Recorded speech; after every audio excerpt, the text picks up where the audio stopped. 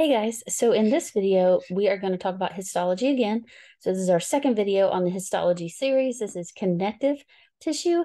And so we're talking about the 4 different tissue types. We are talking about in this one, this category over here with connective tissue.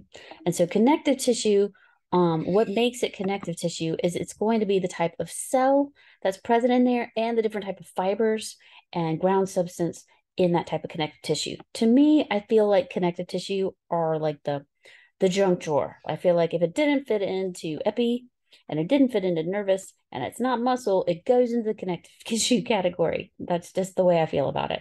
But again, we said it was categorized by the type of cell, and then the ground tissue and fibers present in it. So these are the different categories of different connective tissue types.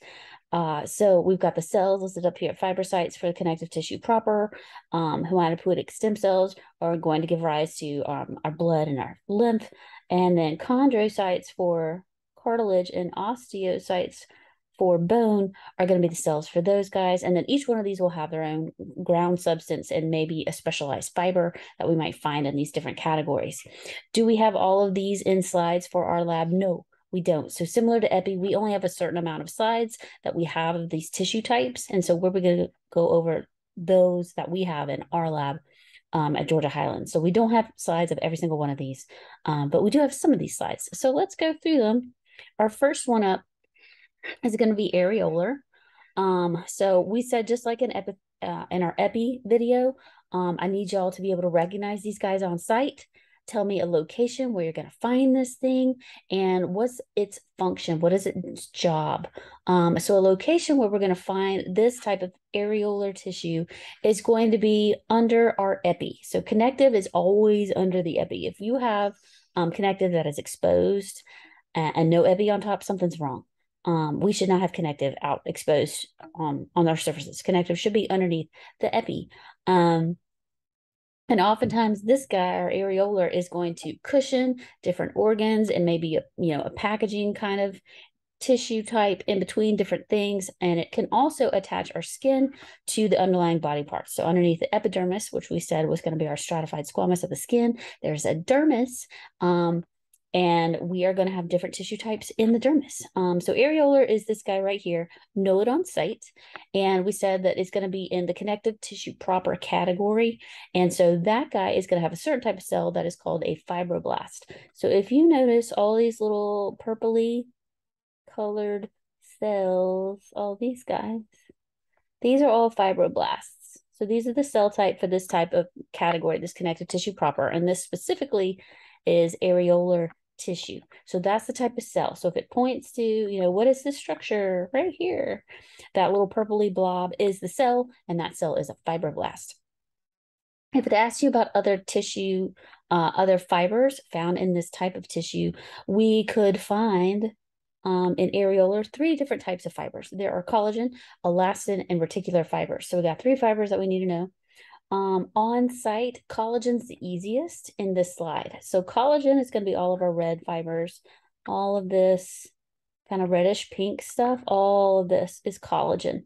And collagen is what is going to, we said that you're going to find areolar underneath the epidermis, and areolar is going to help keep our skin in place. With the collagen is going to give tissue strength, is collagen. And so as we age, we have less collagen production in our skin, and it's a little bit less strong than it used to be when you were younger. So that fiber is collagen. Again, it is pinkish, reddish color on this slide. Other fibers are elastin and reticular fibers. They both stain dark. So you can definitely make out that there is this pretty purple, dark colored fiber. And so it is hard to tell whether this one is elastin or reticular fibers. If it's purple, normally I'm going to say it's elastin, but I'm not 100% on this particular slide image. So it could be either one, but they both stain dark. The elastin fibers and the reticular fibers both stain pretty dark on our areolar tissue slides. When in doubt with the red fibers, for sure, they're always collagen though. So this guy is always going to be collagen fibers, all this reddish pink stuff. This guy was our fibroblast cell. And then our purple or dark colored fibers could be elastin or reticular. Oftentimes the purple is going to be the elastic, and a little bit darker, kind of blackish gray is the reticular. But it's kind of hard to differentiate those two colors on the slide. So I just want y'all to know those other two fibers. So what is this slide? This is areolar connective tissue. Where do we find it? We are going to find it wrapping around organs. We can find it underneath in the skin, attaching the skin to the different body parts. And that's its function, is going to be attachment and packing of material around different organs. So where we find this guy, under the skin. What does it do? It can attach the skin to the underlying structures underneath, and it can also serve as packaging around different organs. So this is areolar connective tissue type. It has the fibroblast cells. It has collagen fibers in pinkish red, and the darker colored fibers could be elastin or reticular, but it's really hard to make out the difference in this image here. But just know that those darker fibers could be either one. The elastin is usually more purple, and the reticular is a little bit more darker colored, more closer to gray or black. But again, it's hard to differentiate on this particular slide. Next type of connective tissue is going to be adipose. And for adipose, those are your fat cells. Adipose are your fat cells. So each one of these things, this whole thing right here, this whole bad boy is one adipocyte. An adipocyte is a fancy name for fat cell. So each one of these, this one, this is a whole cell. This is a whole cell. So these guys are filled with our long-term energy storage, filled with our fats, all bundled up inside of this cell, and our fat storage cells, which are adipocytes. So don't get this guy confused with our previous slide of our simple squamous and our lungs. It kind of looks similar. It does. But know that this entire thing, this whole circle, is one cell. This is one cell. This is one adipocyte. Don't get it confused with the lungs. And these are slightly yellow when you're looking at fat in general. It's usually kind of a yellow color. So these are kind of yellow with all the lipid storage inside of these individual adipocytes. So where are we going to find fat on our body? In lots of places, you could be a pear-shaped body where you're going to find it, on your thighs and your butt area. Some of us carry our weight in our bellies. Wherever fat is present, we are going to find adipose tissue. That is your fat. So those are the locations. Think of anything, anywhere, where you might have fat stored in your body, your long-term energy storage. What's the location? And again, its function is long-term energy storage. So it is great for a fuel resource. It is also good for insulation and cushioning of the organs. Those are all different functions for adipose tissue. All right, so now we are moving into our dense tissue category, and this guy is going to be dense regular or dense irregular. This is dense regular. Remember, we had the fibroblasts. We had those cells that were going to be these little purple guys. You could see them. All these little fibroblasts in here. That was the cell type in our connective tissue proper. And in the dense regular, we had special type of fibers. So in areolar, we had collagen fibers, we had elastin fibers, and we had reticular. In dense regular, you can absolutely make out those collagen fibers again. So look at these. These are the important things on this tissue type, because collagen gives you strength, right? Collagen is all lined up nice and pretty, like these perfectly lined up little soldiers here. They're all lined up perfectly. Very, very strong fibers, and they're all going in the same direction. So that is why it's called dense regular. All the collagen is lined up in the same direction. So where do we find this type of very strong collagen fibers all lined up in a row? We will find these on ligaments and tendons. Tendons are going to connect our muscle to our bone, and ligaments are going to connect bone to bone. Think of your knee and all the ligaments in your knee. That's where we find this guy, and these guys are super strong. But also think about if you got hit in the knee in the wrong direction, it's only strong in one way. So you could rupture that ACL or MCL if you got hit in the wrong direction. These are very strong. All of these collagen fibers are very strong in one direction. And that is why it's called dense regular, because all the collagen lines up pretty and beautiful in one direction. Very, very strong collagen fibers to make this dense regular, as opposed to when the collagen fibers go in different directions, and that is dense irregular. Dense irregular, you can still see these collagen fibers. Look at all these pretty little red pinkish collagen fibers, but look, they are in all kinds of crazy directions. All of this stuff everywhere for dense irregular. So where do we find dense irregular? In the dermis, under the skin. So we talked about areolar. We're going to find the dermis. We will also find dense irregular in the dermis too. So that is why you can, push and pull your skin in all different directions, and it's still okay. It's still going to kind of stay in the same direction, not in the same direction, in the same spot. Is because you can have all those those collagen fibers in all these different directions that allow you to pull it in different ways. So this is dense irregular. Collagen fibers going in all different directions, all over the place. So they are absolutely non-parallel. We are going to have little fibroblast cells in here too, and these are going to allow it to be strong in multiple directions. Dense, irregular, because of the collagen fibers in different directions. Moving on, now we got structural stuff. So our structural category is divided into collagen and bone. Collagen, I'm so sorry, guys. Cartilage and bone. So in our cartilage section, there are 3 different types of cartilage that we need to know. First up on the cartilage category is hyaline. Now, when you're looking at cartilage, one of the giveaways that you're looking for with cartilage are going to be these little lakes, and little lakes are called lacunae.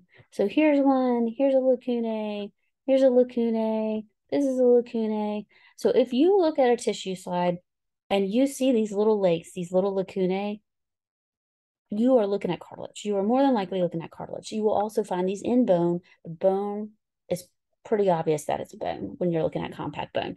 So when in doubt, if you see these kind of bubble-like looking things, these are called lacunae, Latin for lakes, those spaces, and they are going to hold a cell inside of them. So within each side, each little lake is going to be a cell type, and so it's going to end in site. And the cell type that builds cartilage is called a chondrocyte. So if we find a little nucleus, here's our chondrocyte right there. Here's a chondrocyte here. There's a chondrocyte in here, little chondrocyte, and little chondrocytes are laying down the cartilage all around them. Their ground substance all around them are the chondrocytes. So understand that if you see these little bubbles, these little lakes, little lacunae, that you are looking at cartilage, and that inside of the lake is a cell, and that is going to be the cartilage cell, which is a chondrocyte,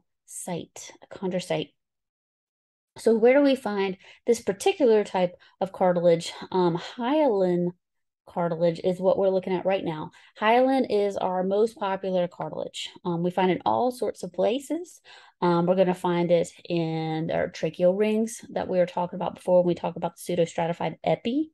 Underneath that epi are going to be layers, and within the other layers underneath, we are going to have the cartilaginous rings that are made of hyaline cartilage. So this hyaline cartilage is its most popular type. We find it in the trachea. We are going to find it where the ribs are going to attach to the sternum. If you're doing CPR, that allows that flexibility there. Is the cartilage, it's hyaline cartilage. We're going to find it on the tip of the nose, as well as in the larynx. The larynx has all sorts of different cartilage in here in your voice box, and almost all of it is hyaline cartilage, except for the epiglottis. So this is hyaline cartilage. Know its cell type.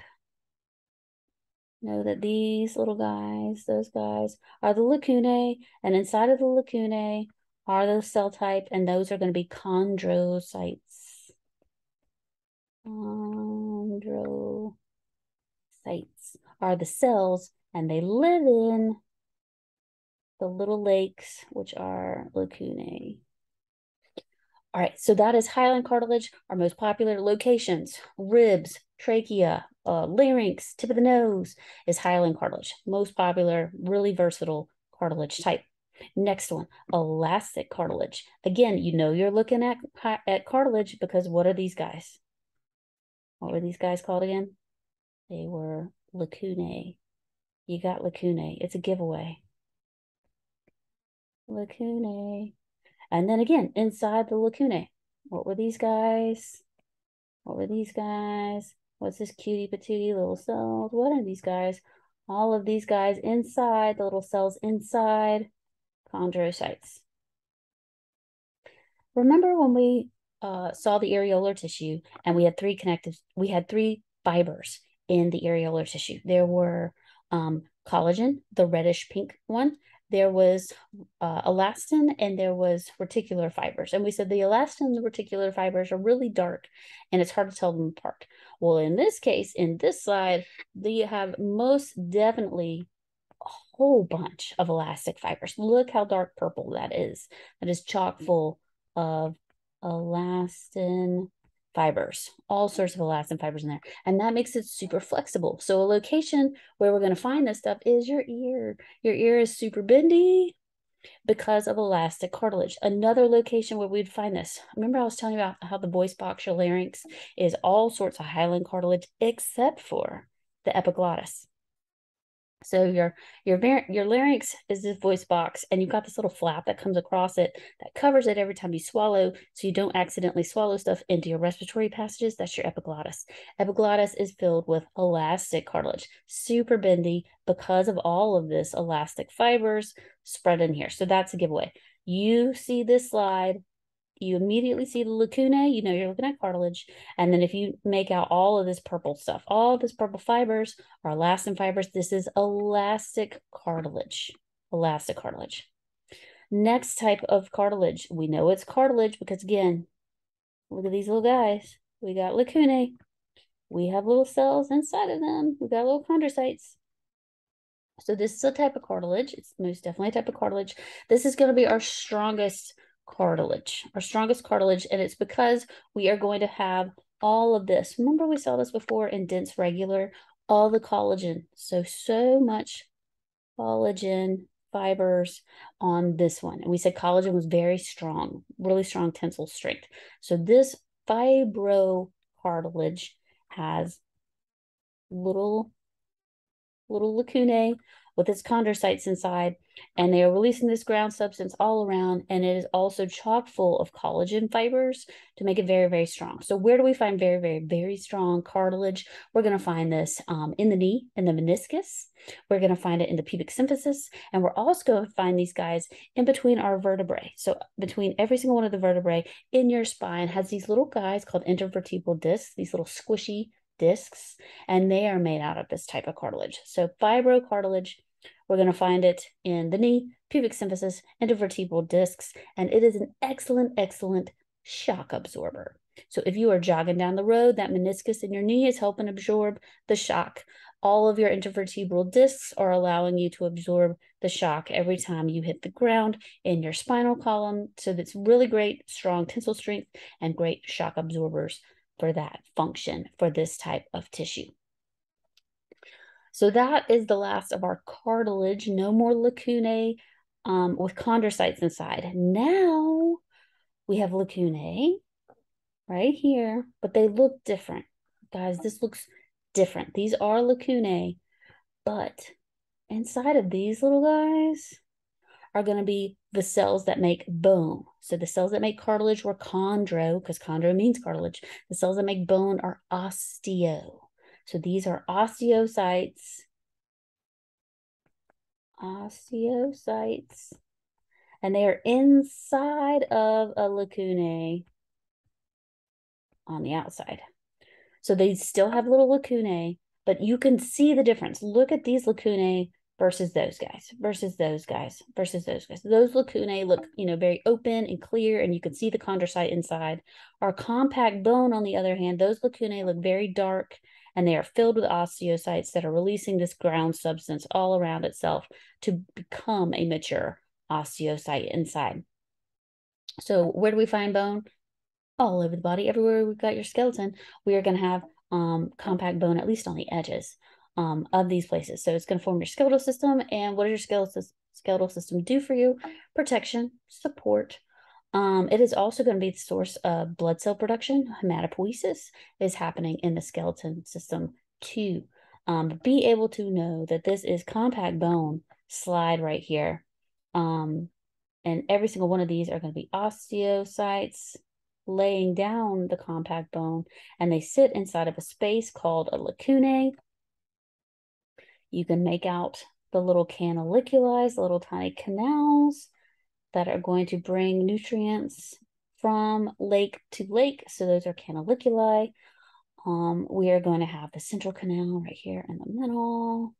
And we also have lamellae, little rings. It kind of looks, to me, when I'm looking at compact bone, I think it looks like a tree trunk. And, you know, tree trunks are going to have the little rings, annular rings every time. So I feel like that's what these look like. So we got lamellae, that's the lacuna, and inside the lacunae is a little osteocyte, and connecting the little lakes are going to be canaliculi that connect each one to each other through these little rings. So that is the compact bone. And then last but not least is going to be blood. For blood in AP1, all we have to do is recognize that this is a slide of blood that has been stained. There are 3 different cell types in here that we will talk way more in depth in AP2. But for AP1, we just need to recognize all of these little guys are red blood cells. These are all red blood cells. And then these guys that are stained kind of bluish purple, these are white blood cells. White blood cells, also called leukocytes. Red blood cells are going to be our erythrocytes. And then last but not least are the platelets. And those are these little guys over here. And those are called thrombocytes. Platelets. So those are our 3 different formed elements that you can find inside this category of blood, which is our last slide that we have in our connective tissue type 4 lab here at Georgia Highlands. So I hope this helps.